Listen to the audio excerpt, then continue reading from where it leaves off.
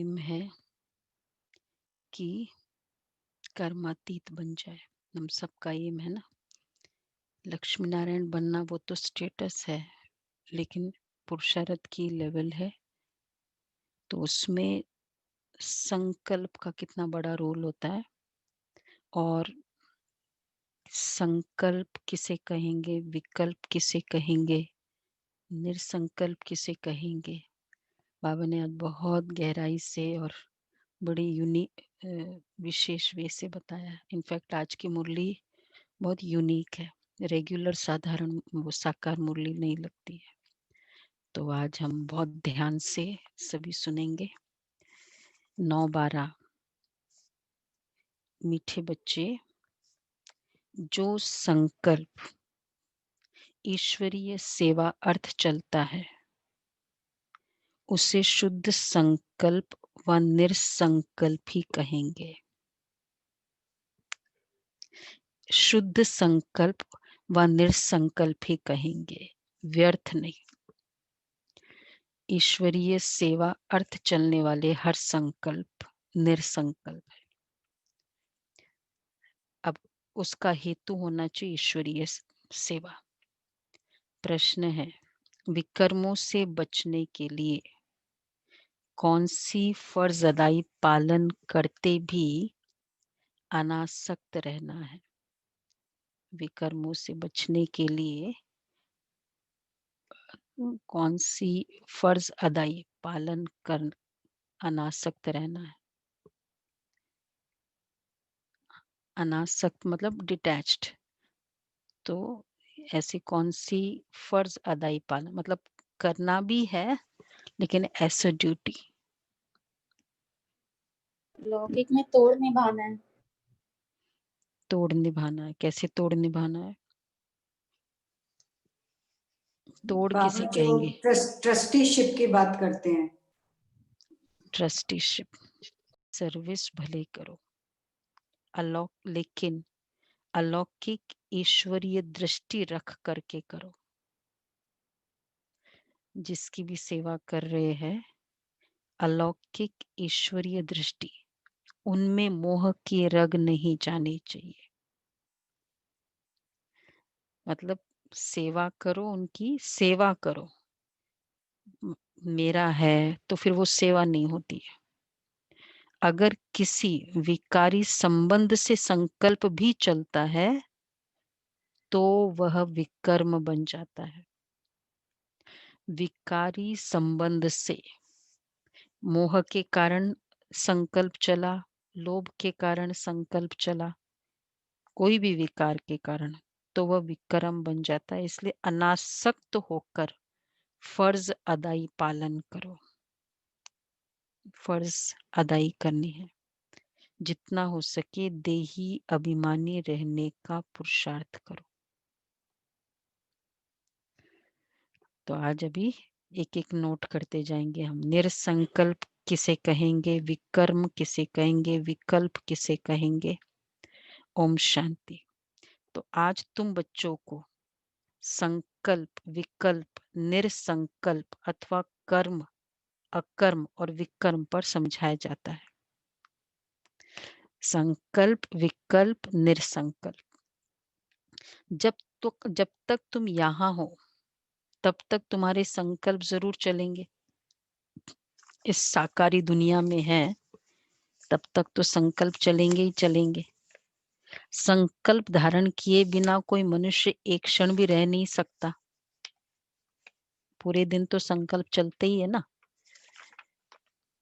तो लेकिन वह संकल्प विकल्प न बने। अब ये संकल्प यहाँ भी चलेंगे, अच्छा सतयुग में भी चलेंगे और अज्ञान काल में भी चलते हैं, परंतु ज्ञान में आने से संकल्प संकल्प नहीं, क्योंकि तुम परमात्मा की सेवा अर्थ निमित्त बने हो।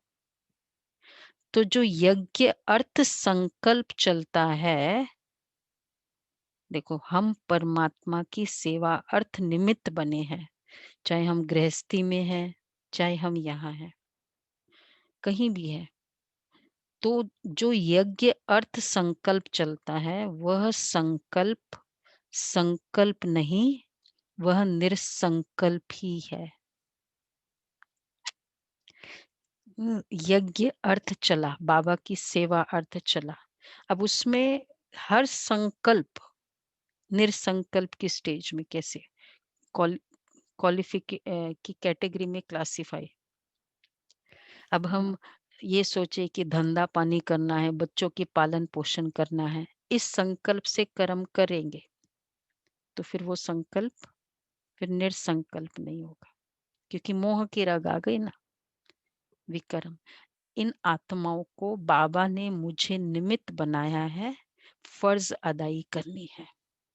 सेम आत्माओं की पालन पोषण करेंगे, पर बाबा की श्रीमत अकॉर्डिंग इन आत्माओं की फर्ज अदाई करेंगे और धंधा पानी करेंगे।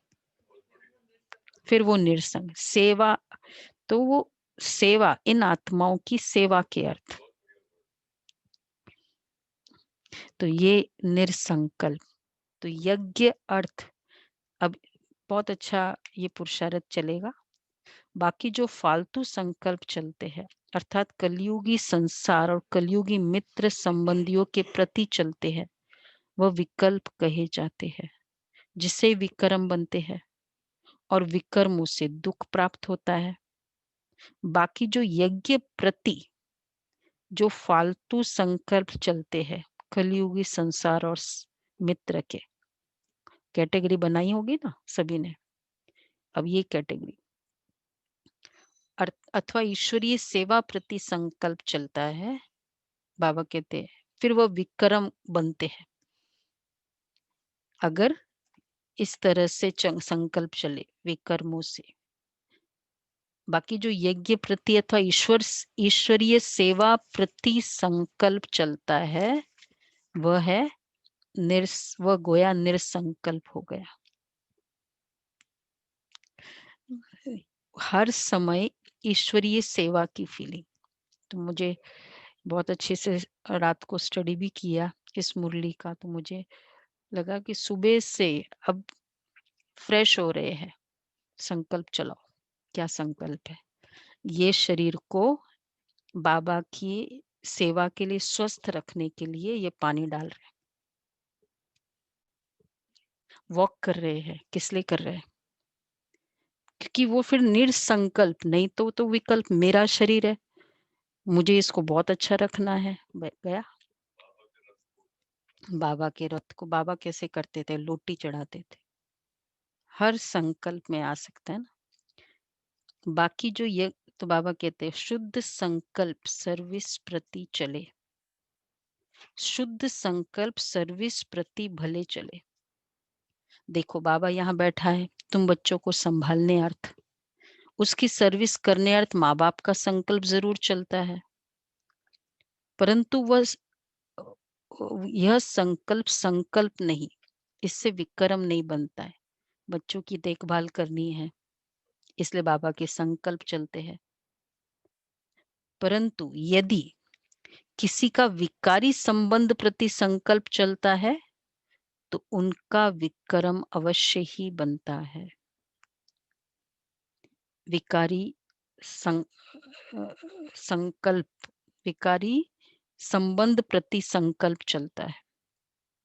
बाबा तुम बच्चों को कहते हैं मित्र संबंधियों की सर्विस भले करो, परंतु अलौकिक दृष्टि से। वह मोह की रग नहीं आनी चाहिए। अलौकिक, देखो सेवा भी करो उनकी, पर अलौकिक दृष्टि से। मेरा बच्चा, मेरा ये है, इन आत्माओं की मुझे सेवा। बाबा ने निमित्त बनाया ना, इस परिवार में भेजा है। हर एक के परिवार में हम देख रहे हैं ना, सिंगल सिंगल चलते। क्यों चलते? हम सोचे कि भाई जैसे उनके परिवार में सारे चलते ना, मेरे भी परिवार में, पर एक एक फूल वहां भेजा है बाबा ने, पूरे खुशबू फैलाने के लिए। इकट्ठे ही सारा हो जाए तो बहुतों की सेवा के निमित्त बन सकते हैं ना। परंतु जो यहाँ होते हैं, तो बाबा कहते वो मोह की रग नहीं आनी चाहिए। अनासक्त होकर अपनी फर्ज अदाई पालन करनी चाहिए। अनासक्त होकर अपनी फर्ज अदाई। परंतु जो कोई यहाँ होते हुए कर्म संबंध में होते हुए उनको नहीं काट सकते हैं, तो उनको भी परमात्मा को नहीं छोड़ना चाहिए। यहाँ होते हुए यज्ञ में है, लेकिन अपने फिर भी कर्म संबंध को नहीं काटते हैं। हाथ पकड़ा होगा तो कुछ न कुछ पद प्राप्त कर लेंगे। अब ये तो हर एक अपने को जानते हैं कि मेरे में कौन सा विकार है। अगर किसी में एक भी विकार है, देखो अगर नहीं भी कुछ होता है लेकिन बाबा के यज्ञ में है, तो कर्म नहीं काट सकते, तो पर फिर भी बाबा को नहीं छोड़ना चाहिए। क्यों? क्योंकि अगर हाथ पकड़ा होगा तो कुछ ना कुछ पद प्राप्त हो जाएगा। अब हर एक अपने को जानते कि मेरे में कौन सा विकार है। अगर किसी में एक भी विकार है तो वह देह अभिमानी जरूर ठहरा। जिसमें विकार नहीं वह ठहरा देही अभिमानी। रिंकू बेन इधर बैठ जाओ।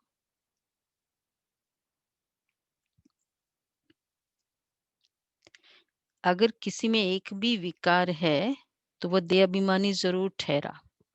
कितनी बड़ी स्टेटमेंट बाबा ने की। एक भी विकार है तो वह देह अभिमानी ठहरा, और कुछ नहीं। किसी को किसी के बारे में बोलने की आदत है। ये ना, ये स्टूडेंट है ना ऐसा है, ये स्टूडेंट है ना ऐसा है, ये भी बोलते हैं। एक भी विकार है तो देह अभिमानी है। तो जिसमें विकार नहीं वही देही अभिमानी है। किसी में कोई भी विकार है तो वो जरूर सजा खाएंगे, और जो विकारों से रहित है वे सजाओं से मुक्त हो जाएंगे। जैसे देखो कोई कोई बच्चे हैं जिनमें न काम है, न क्रोध है, न लोभ है, न मोह है, वो सर्विस बहुत अच्छी कर सकते हैं। अब उन्हों की बहुत ज्ञान विज्ञानमय अवस्था है, वो तो तुम सब भी वोट देंगे उसको। जिनमें न काम है, न क्रोध है। अब ये निश्चय करना है कि जिनमें कोई विकार है तो वो सर्विस नहीं कर सकते हैं। जो विकार प्रूफ है वो सर्विस कर औरों को आप समान बना सकेंगे। इसलिए जो विकार है सर्विस नहीं कर सकते। तो देखो स्टार्टिंग में बताया विक्रम किसे कहा? विकारी संबंध से किया हुआ कर्म विक्रम है। फिर देहाभिमान की बात बताई, अगर एक भी विकार है तो देहाभिमान है। कोई भी विकारी, जैसे अभी बाबा ने स्टार्टिंग में बताया, मोह के कारण अगर हम सेवा कर रहे हैं, मेरा बच्चा, इस आत्मा का मोह क्या हुआ ना।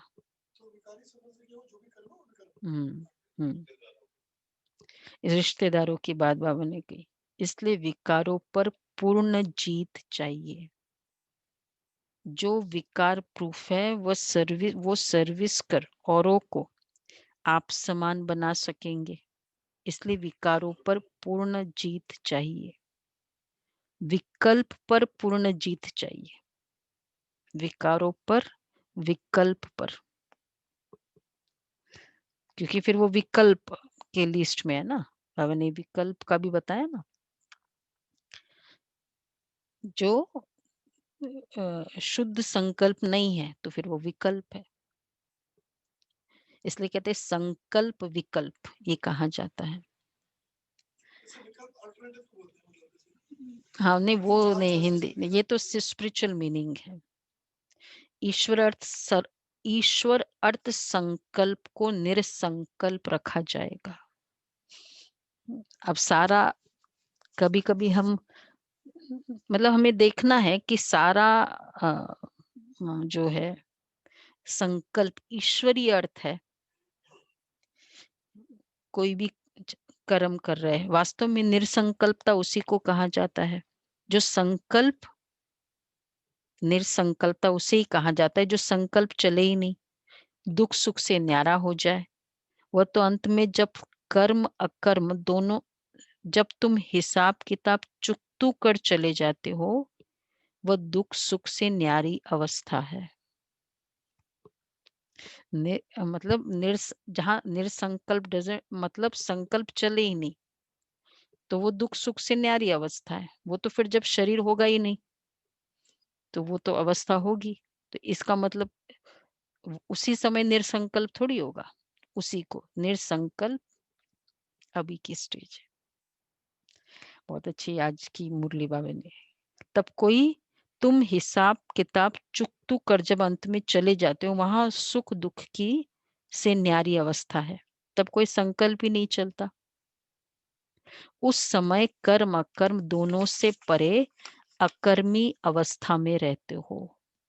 अकर्मी अवस्था में रहते हो मतलब वो है निरसंकल्प अवस्था। बाबा कहते तब तो कोई संकल्प ही नहीं चलता। दुख बाबा ने कहा ना, वास्तव में निरसंकल्पता उसको कहा जाता है कि जो संकल्प चले ही नहीं, दुख सुख से न्यारा हो जाए। तो उस समय कर्म अकर्म दोनों से परे अकर्मी अवस्था में रहते हो। तो यहाँ तुम्हारा संकल्प जरूर चलेगा, वो तो है ही निरसंकल्प अवस्था।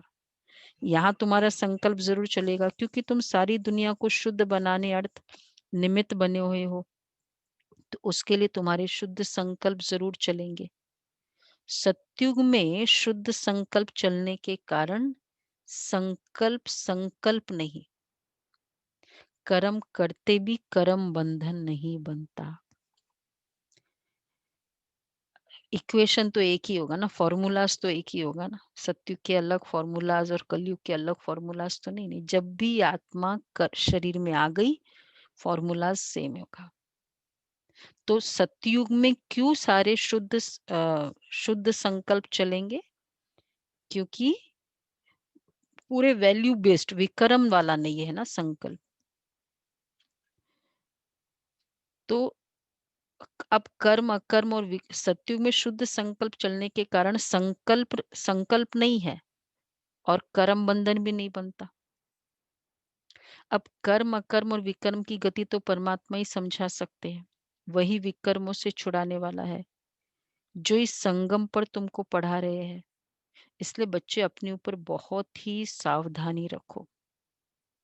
अपने हिसाब किताब को भी देखते रहो। तुम यहाँ आए हो हिसाब किताब चुकतो करने, सेटल करते करते बनते न जाए। ऐसे तो नहीं कि यहाँ आकर भी हिसाब किताब बनाते जाओ तो सजा खानी पड़ेगी। एक मुरली में कहा कि बाबा ने कि जो सदैव खुश रहता है वही धर्मराजपुरी में बिना सजा जाएगा। वैसा वर्षा फिर जो खुश नहीं रहता है वो कैसा होगा। तो बाबा ये मंजिल बहुत भारी है, इसलिए सावधानी से चलना चाहिए। विकल्पों के ऊपर जीत पानी है जरूर। अब तक तुम अब कितने तक तुमने विकल्पों पर जीत पाई है? कितने तक इस निरसंकल्प अर्थात दुख सुख से न्यारी अवस्था में रहते हो? ये तुम अपने को जानते रहो। जो खुद को नहीं समझ सकते हैं, कौन क्या नहीं समझ सकते, अब तक कितने इस निरसंकल्प अवस्था में रहते हो? अब देखो कितनी निरसंकल्प अवस्था रही पूरे दिन। जो डेफिनेशन तो बहुत मुरली तो चली होगी ना, लेकिन जो गौर किया आज हमने किया ज्यादा, तो कितना निरसंकल्प अवस्था रही। कभी सेवा करते भी कहीं ऐसा तो नहीं मैंपन है मेरा है, तो वो सेवा करते हुए भी फिर निरसंकल्प स्टेज में नहीं आया, कर्म बंधन के स्टेज में आ गया। ऐसे ही कहेंगे सेवा करते भी लौकिक तो कुछ रहा ही नहीं ना। जब डिटैच होके करना है, अनासक्त होके करना है, फिर लौकिक क्या रहा? फर्ज अदाई करनी है, फिर लौकिक क्या रहा?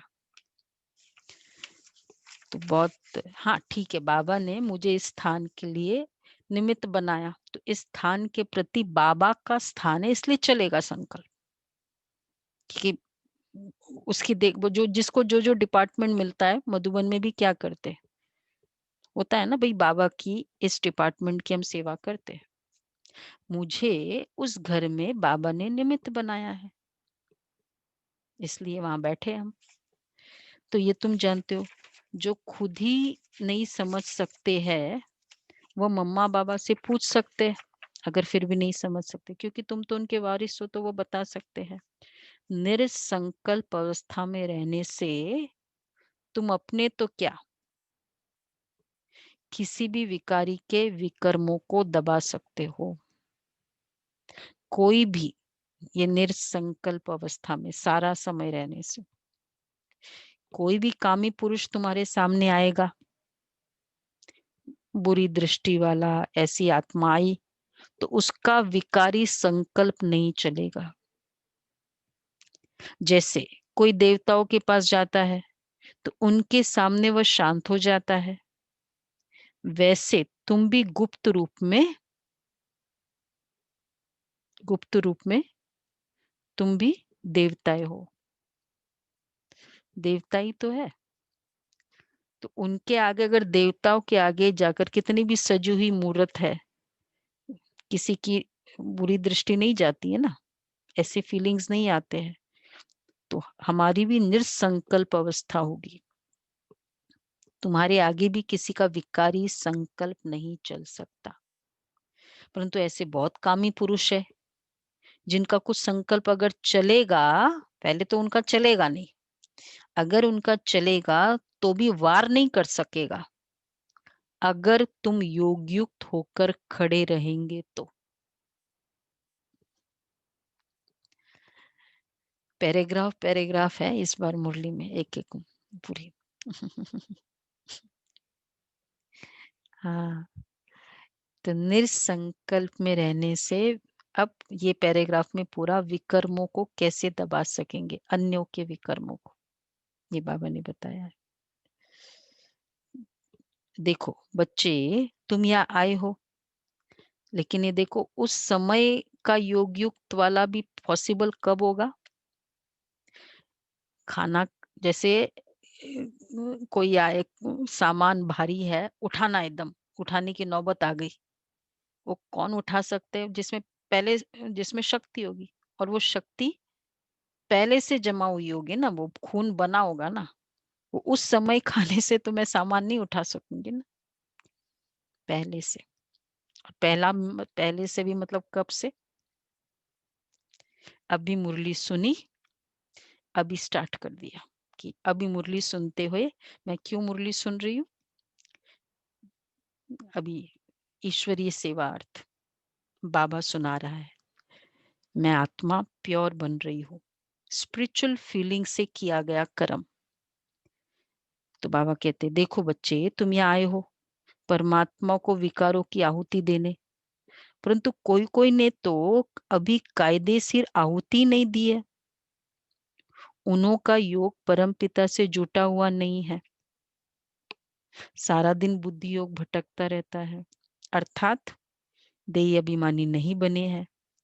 देह अभिमानी होने के कारण किसी के स्वभाव में आ जाते हैं, जिस कारण परमात्मा से प्रीत निभा नहीं सकते हैं। देह अभिमान के कारण फिर किसी के स्वभाव में, उसका स्वभाव का इन्फ्लुएंस मुझे कब होगा? किसी के भी क्रोध का इन्फ्लुएंस मुझे कब होगा? मतलब मेरे में कुछ न, वो क्रोध है, तभी इन्फ्लुएंस होगा। तो देह अभिमान के कारण ही स्वभाव में आ जाते हैं, जिस कारण परमात्मा से प्रीत निभा नहीं सकते हैं, अर्थात परमात्मा अर्थ सर्विस करने के अधिकारी नहीं बन सकते हैं। तो जो परमात्मा से सर्विस ले फिर सर्विस कर रहे हैं, तो अर्थात पतितों को पावन कर रहे हैं, वही मेरे सच्चे पक्के बच्चे हैं। पतितों को पावन कर रहे हैं। कोई भी ऐसी सेवा जिसमें पतितों को पावन बनाने की सेवा है, वही मेरे सच्चे और पक्के बच्चे हैं। अब चेक करना है कि हम बाबा की सेवा में, मैं सच्चा पक्का बच्चा हूँ। उन्हें बहुत भारी पद मिलेगा। परमात्मा की सेवा के अर्थ यहाँ रहे हुए हैं और कितना बेनिफिट है। सारे संकल्प उस सेवा अर्थ चले। सेवा करते हुए थोड़ा सा भी अगर संकल्प आए ना, मैंने विकार के कारण हो गया, फिर वो लिस्ट डिफरेंट हो गई, कैटेगरी डिफरेंट हो गई। तो उन्हें बहुत भारी पद मिलता है। अभी परमात्मा खुद आकर तुम्हारा बाप बना है। उस बाप को साधारण रूप में न जानकर कोई भी प्रकार का संकल्प उत्पन्न करना गोया विनाश को प्राप्त होना है। अभी वह समय आएगा कि जो 108, ये तीसरा पैराग्राफ है, छोटे छोटे पैराग्राफ है आज की मुरली में। अभी वह समय आएगा। तो पहला था, अगर उस बाप को साधारण रूप में न जानकर कोई भी संकल्प उत्पन्न किया, ठीक है ये तो साधारण है, ब्रह्मा के तन में आए हैं, तो उसको न जानकर साधारण रीति से समझा तो गोया विनाश को प्राप्त होना है। कौन आया है, कौन बोल रहा है? अभी वह समय आएगा जो 108 ज्ञान गंगाएं पूर्ण अवस्था को प्राप्त करेगी। बाकी जो पड़े हुए नहीं होंगे वे तो अपनी ही बर्बादी करेंगे। यह निश्चय जानना है। जो कोई 108 ज्ञान गंगाएं पूर्ण अवस्था को प्राप्त करेगी। अब वो समय आएगा। ऐसे लग रहा है ये मुरली मैंने पहली बार ही पढ़ी होगी। वो पढ़ी तो है 5 इयर्स के रोटेशन में होती है। कितनी बाबा ने गहराई से बताया। यह निश्चय जानना, जो कोई इस ईश्वरीय यज्ञ में छिपकर, अब वो पैराग्राफ कंप्लीट हुआ, उसमें ज्ञान गंगाओं के बारे में कहा, परमात्मा को न जानने के कारण का विनाश होगा। नेक्स्ट पैराग्राफ, यह निश्चय जानना, जो कोई इस ईश्वरीय यज्ञ में छिपकर काम करता है तो उनको जानी जाननहार बाप देख लेता है। चुपचाप से किया, किसी को पता नहीं चला, तो बाबा कहते हैं वो फिर अब बाबा क्या करेगा फिर? छिपकर किया, यज्ञ की बात है, वह फिर अपने साकार स्वरूप बाबा को टच करता है। सावधानी देने अर्थ ब्रह्मा बाबा को। तो बच्चे कोई भी बात छिपानी नहीं चाहिए। जानी जाननहार है, चाहे अंतर्यामी नहीं हो बाबा। बाबा जानी जाननहार। भल भूले होती है, परंतु उनको बताने से ही आगे के लिए बच सकते हैं। इसलिए बच्चे सावधान रहना। बता दो, छिपाओ नहीं।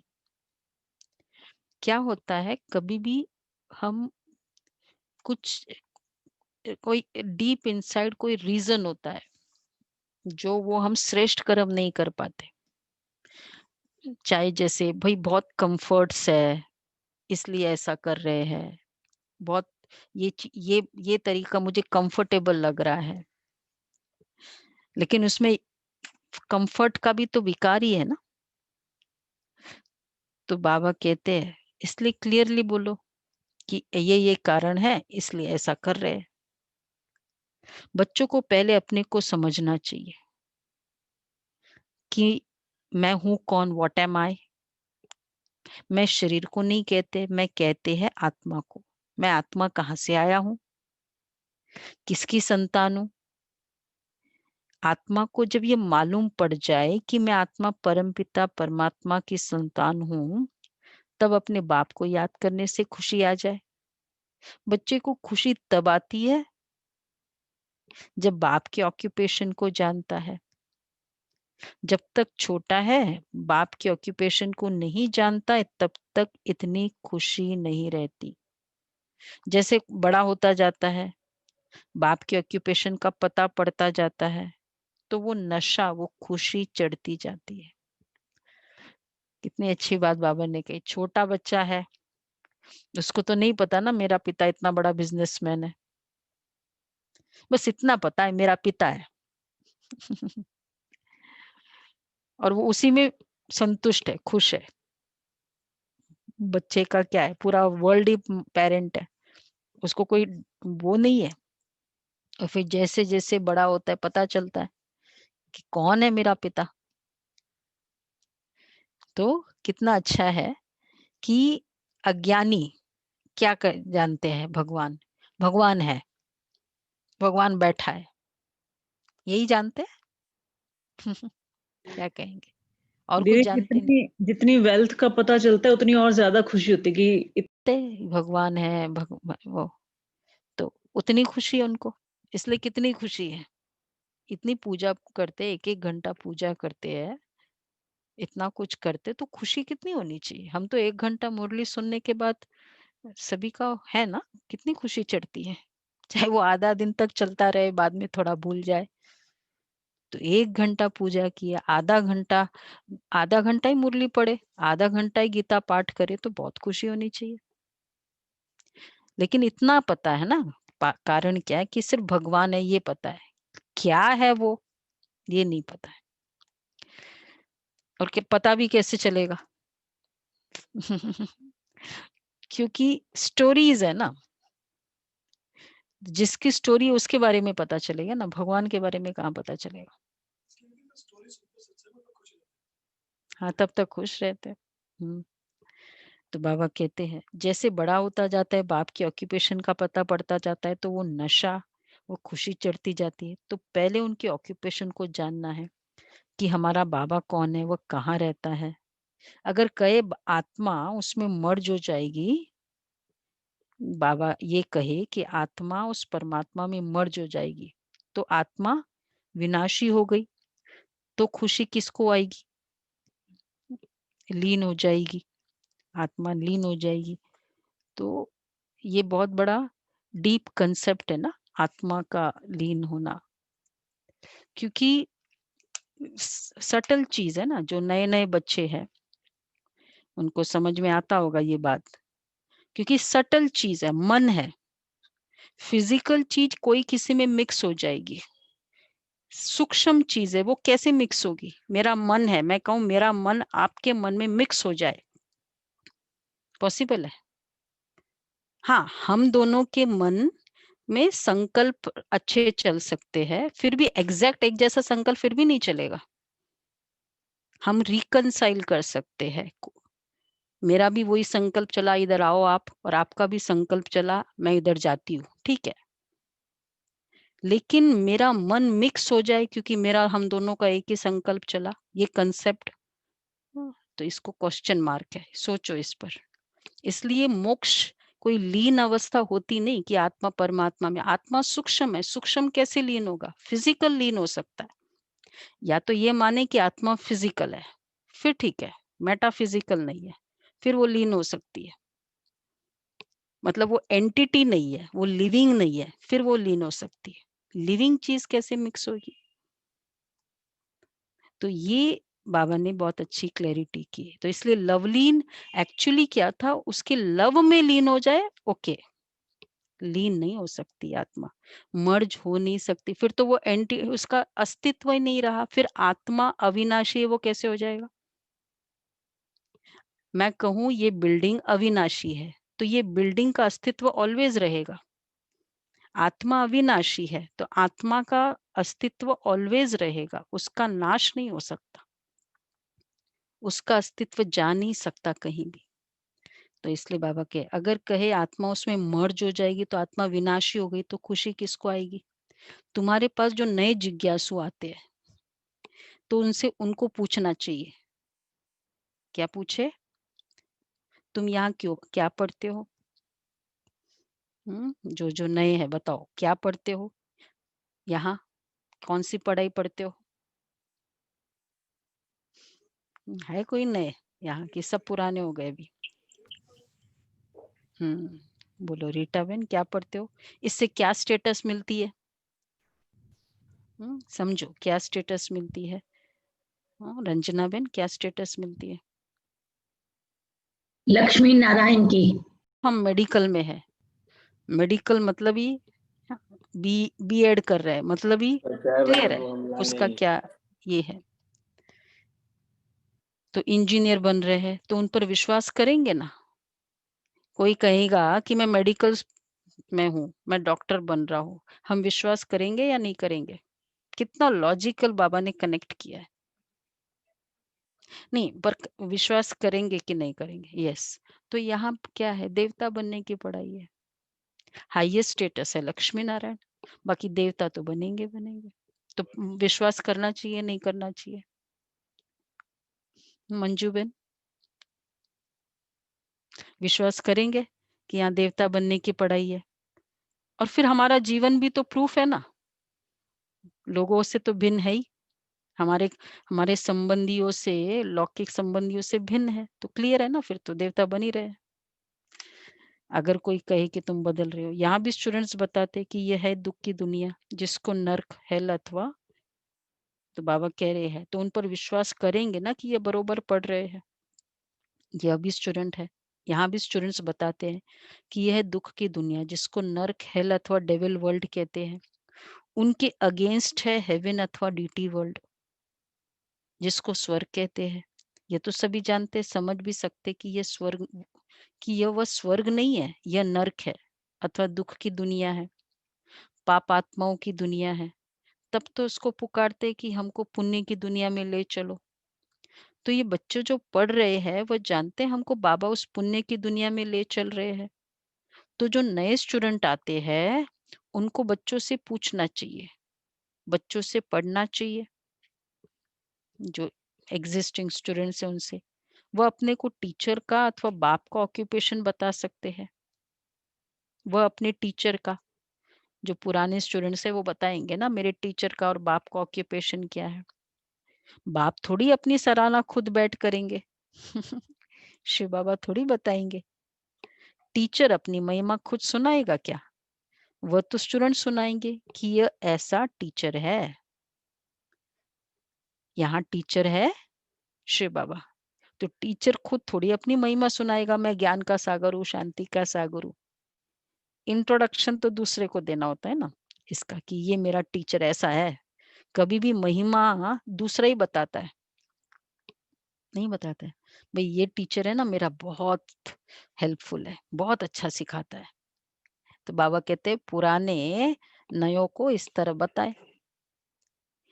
वो अपने टीचर का, तो बाबा कहते हैं वो तो स्टूडेंट सुनाएंगे कि ये ऐसा टीचर है। तब कहते student shows master, son shows father, student shows master. तुम बच्चे जो इतना कोर्स पढ़कर आए हो, तुम्हारा काम है, तुम लोगों ने जितने इतना कोर्स पढ़ा, तुम्हारा काम है नयों को बैठ समझाना। बाकी टीचर जो बीए एमए पढ़ा रहे हैं वो बैठ नए स्टूडेंट को एमबी एबीसी सिखलाएंगे क्या? टीचर देखो, तुम बच्चों का फर्ज है कि नयों को पढ़ाना। शिव बाबा जो बड़ा है, जो बीए एमए पढ़ा रहे हैं, वो थोड़ी नयों को एबीसी शिव बाबा एबीसी नहीं पढ़ाएंगे, ब्रह्मा बाबा नहीं पढ़ाते थे, दादियों को भेजते थे। जैसे जैसे जो नए जो नए होते हैं ना, फिर उनको नयों से डील करने भेजते थे। कोई कोई स्टूडेंट अच्छे होशियार होते हैं, वो दूसरों को भी पढ़ाते हैं। उसमें माता गुरु तो मशहूर है। यह है डीटी धर्म की पहली माता जिसको जगदम्बा कहते हैं। माता की बहुत महिमा है। बंगाल में काली, दुर्गा, सरस्वती और लक्ष्मी, इन 4 देवियों की बहुत पूजा करते हैं। अब इन 4 का ऑक्यूपेशन तो मालूम होना चाहिए ना। जैसे लक्ष्मी है, वह है गॉडेस ऑफ वेल्थ, वह तो यहाँ ही राज्य करके गई। बाकी काली, दुर्गा आदि, लक्ष्मी जी ठीक है लिटरली थी सतयुग में, और काली दुर्गा थी ये संगम युग का गुणों का स्वरूप है। लिटरली ऐसे काली और दुर्गा तो है ही नहीं, ये तो सब इस पर नाम पड़े हैं। अगर 4 माताएं हैं, अगर वो 4 माताएं तो उनके 4 पति भी होने चाहिए। अब लक्ष्मी का तो नारायण पति प्रसिद्ध है। अच्छा, काली का पति कौन है? फिर किसी ने कहा शंकर। नहीं, शिव शक्ति बताते हैं ना इनको, और शंकर का वो फिर बताते हैं ना, काली जैसे जा रही वो जीप का तो यही तो बताए, वो शंकर नीचे आ गए। हाँ, मतलब तभी तो वो आश्चर्यचकित हो जाती है ना कि किसको मैं कर रही हूँ। उसको क्रोध में महिषासुर को मार दिया था, उसका बहुत क्रोध चल रहा था, फिर वो शंकर जी आ गए बीच में। इस तरह से बताते हैं। हाँ, फिर उसको लगा अरे मैं क्या, फिर वो जीव इसलिए वो बताते उसका आश्चर्य वाला। अब वो बाद में वही वो फिर कैमरा क्लिक कर दिया उस समय, फिर वही तो वही फोटो चलती रही है। शंकर तो किसी ने कहा शंकर। अब देखो बाबा कितना लॉजिकल है, लेकिन शंकर को तो पार्वती का पति बताते हैं। पार्वती कोई काली है नहीं। बहुत है जो काली को पूछते हैं, माता को याद करते, क्योंकि माता बोला ना, वैसे तो उनको कुमारी कहते हैं, लेकिन फिर माता बोला तो बाबा कहते हैं माता बोला तो पिता कोई होना चाहिए। पिता कौन है? तो बोलते शिव शंकर, यही अगर इस तरह पूछा जाए। दिखाते माता है, लेकिन अगर माता बोला है तो पिता होना चाहिए, लेकिन पिता का पता नहीं है ना। ये सब संगम युग का यादगार है, वही रिलेट इस यहाँ से करना है। काली का हाँ, संगम युग का यादगार है। काली का या तो पति होना चाहिए या पिता होना चाहिए, लेकिन ये कोई को पता नहीं है। तुमको समझाना है कि दुनिया ये एक ही है, जो जो कोई समय दुख की दुनिया है अथवा दोजक बन जाती है, वही फिर सतयुग में बहिष्ठ अथवा स्वर्ग बन जाती है। लक्ष्मी नारायण भी ही सृष्टि पर सतयुग के समय राज्य करते थे। बाकी सूक्ष्म में तो कोई वैकुंठ है नहीं जहाँ सूक्ष्म लक्ष्मी नारायण है। उनके चित्र यहाँ ही है, जो जरूर यहाँ ही राज्य करके गई है। खेल सारा इस कॉर्पोरियल वर्ल्ड में चलता है। हिस्ट्री ज्योग्राफी इस कॉर्पोरियल वर्ल्ड की है। सूक्ष्म वतन की कोई हिस्ट्री ज्योग्राफी होती नहीं, लेकिन सभी बात देखो, खेल सारा इस वर्ल्ड का है। सूक्ष्म वतन की कोई हिस्ट्री ज्योग्राफी नहीं। अब अगर ये कह दिया वैकुंठ ऊपर है, तो इसका क्या इतिहास बनेगा? वहां के तो कोई इतिहास ही नहीं, इतिहास यहाँ का बनता है।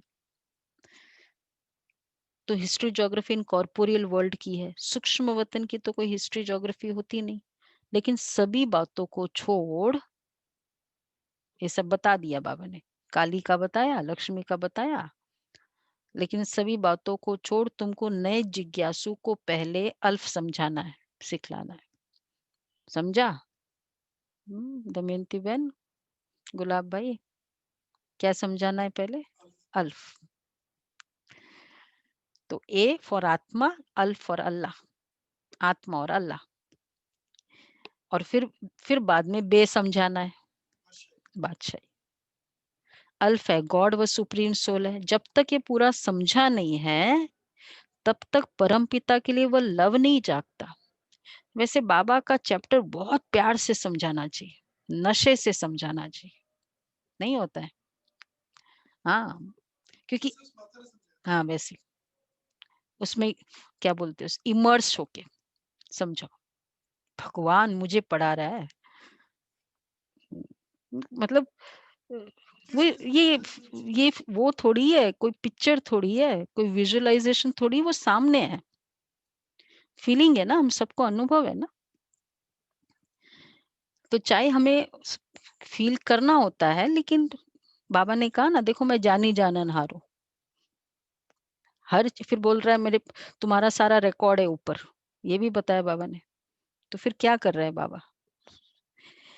तो बाबा कहते हैं तो खुशी है ना पहली बात को समझने में। गॉड तो एवर हैप्पी है। तो जब तक पूरा समझा नहीं है, तब तक परम पिता के लिए लव वही नहीं जागता, वो खुशी नहीं आती। क्योंकि पहले जब बाप को जाने, तब तो उनके ऑक्यूपेशन को भी जानकर खुशी में आवे। तो खुशी है इस पहली बात को समझने में। गॉड तो एवर हैप्पी है, आनंद स्वरूप है, उनके हम बच्चे, तो क्यों ना वो खुशी आनी चाहिए, वो गुदगुदी क्यों नहीं होती। I am son of God, I am ever happy master God, वो खुशी नहीं आती तो सिद्ध है अपने को बच्चा नहीं समझते। God is ever happy but I am not happy. God is ever happy और I am not happy, English में बोला है बाबा ने, क्योंकि फादर को नहीं जानते। मैं उसका बच्चा हूँ, वो ऐसा है। मैं मतलब कौन बच्चा है, अब ये क्लियर हो गया।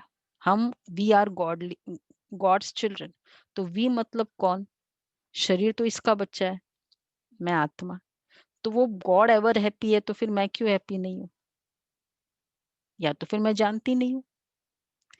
बात तो सहज है ना, दादिया इस पर ही तो पूरा क्लास कराती थी। आई एम सोल, शिव बाबा की संतान हूँ।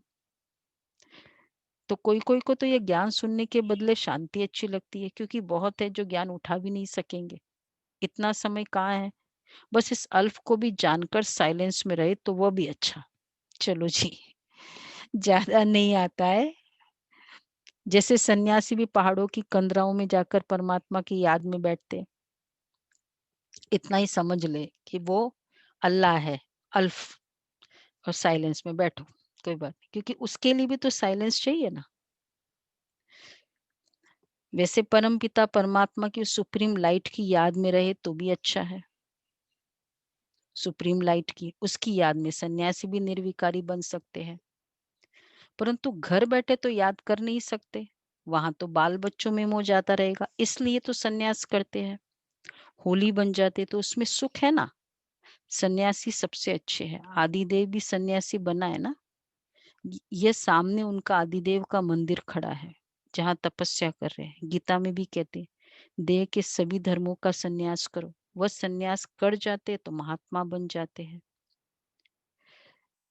गृहस्थी को महात्मा कहना बेकायदे है, तुमको तो परमात्मा ने आकर सन्यास कराया है, सन्यास करते ही है सुख के लिए। महात्मा कभी दुखी नहीं होते। राजा भी सन्यास करते हैं तो ताज आदि फेंक देते हैं। जैसे गोपी चंद ने सन्यास किया तो जरूर इसमें सुख है ना। गोपी चंद राजा, एक ही बेटा था, कई बार सुना है ना इसकी, एक ही बेटा था जिसको बोला गया कि उम्र कम बताई थी इसलिए 12 साल की उम्र में शरीर छोड़ देगा। सन्यासी के पास गए, तो पहले के सन्यासी भी वैसे होते थे और फिर रियलिटी भी थी, तो फिर क्या करे। अब एक ही बेटा है, बहुत ही ब्यूटीफुल, कुछ ऐसा ही बताते हैं, सोने जैसा और ऐसे करके। राजा का बेटा था ना, प्रिंस। तो बोला अगर उसको आप ये सन्यासी बना दोगे तो उम्र हो जाएगी।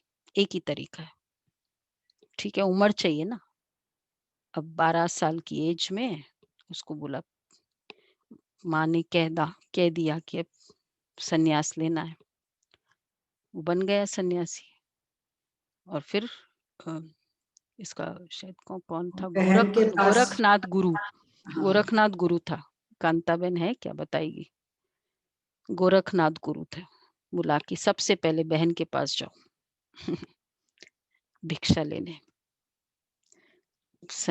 एकदम सुकुमार 12 साल का सुनहरे, और भाई को ऐसे वेश में देखकर वो तो बेहोश हो गई। क्या क्या कर दिया तुमने।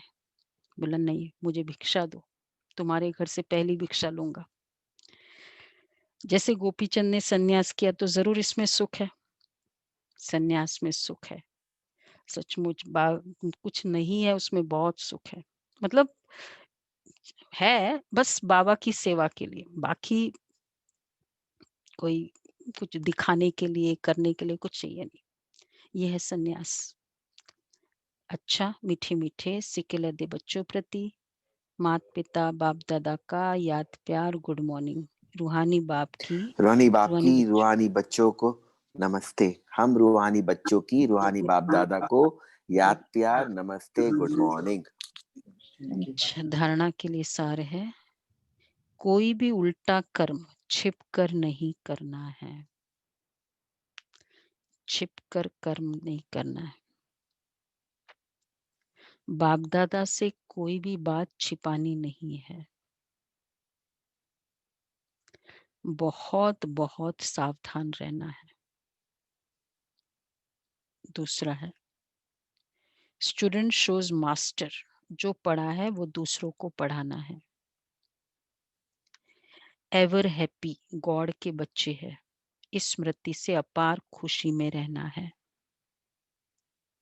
एवर हैप्पी, गॉड के बच्चे हैं, इस खुशी से अपार, इस स्मृति से अपार खुशी में रहना है। बहुत अच्छी स्मृति बताई। एवर हैप्पी बाप के बच्चे हैं। हैप्पी बाप के बच्चे नहीं है, एवर हैप्पी वरदान है। हर आत्मा को ऊंच उठाने की भावना से रिगार्ड देने वाले शुभ चिंतक भव। हर आत्मा को ऊंच उठाने की भावना से रिगार्ड देने वाले शुभ चिंतक भव। हर आत्मा के प्रति श्रेष्ठ भावना अर्थात ऊंच उठाने की व आगे बढ़ाने की भावना रखना अर्थात शुभ चिंतक बनना। What is called well wisher दुनिया में? हर आत्मा के प्रति श्रेष्ठ भावना, ऊंच उठाने की भावना, अपनी शुभ वृत्ति से शुभ चिंतक स्थिति से अन्य के अवगुण को भी परिवर्तन करना। किसी की भी कमजोरी व अवगुण को अपनी कमजोरी समझ वर्णन करने के बजाय व फैलाने के बजाय समाना। किसी की भी कमजोरी व अवगुण को अपनी कमजोरी समझ वर्णन करने के बजाय या फैलाने के बजाय समाना और परिवर्तन करना, यह है रिगार्ड। तो फर्स्ट रिगार्ड का है आगे बढ़ाने का, ऊंचा उठाने का, शुभ चिंत, इसको कहेंगे शुभ भावना। फिर उसकी गलती को अपनी गलती समझना, बड़ी बात को छोटी बनाना, दिल शिकस्त को शक्तिवान बनाना, उनके संग के रंग में नहीं आना, बड़ी को छोटे बनाना और दिल शिकस्त को शक्तिवान, उनके संग के रंग में नहीं आना। जो बाबा ने पहले इस मुरली में कहा इसके बारे में, स्वभाव, किसी के स्वभाव में नहीं आना, सदा उन्हें भी उमंग उत्साह में लाना, यह है रिगार्ड। तो रिगार्ड की 5 बातें बताई है। उसकी गलती को अपनी गलती समझना, फैलाना नहीं, और तीसरा परिवर्तन करना, सेकंड, थर्ड बड़ी बात को छोटी बनाना, दिल शिकस्त को शक्तिवान बनाना, फोर्थ और संग के रंग में नहीं आना, फिफ्थ और उन्हें उमंग उत्साह में लाना। ऐसे रिगार्ड देने वाली शुभ चिंतक आत्मा है। शुभ चिंतक की डेफिनेशन है जो, तो रिगार्ड देने वाले, तो हर आत्मा को रिगार्ड देने वाली मैं शुभ चिंतक आत्मा हूँ। ये तो बल्कि चेक करना होगा, मैं क्या शुभ चिंतक हूँ, वेल विशर हूँ। फेमस है ना एक स्टोरी इसकी, डॉक्टर एपीजे अब्दुल कलाम की, उनके संस्मरण में लिखी हुई है। जब वो फर्स्ट सैटेलाइट लॉन्च करना था 10 अगस्त 1979 में, तो इसरो में वो फर्स्ट सैटेलाइट लॉन्च करना था। 10 साल से चल रही थी एक्सपेरिमेंट, और वो बहुत मतलब पूरे देश में उमंग उत्साह।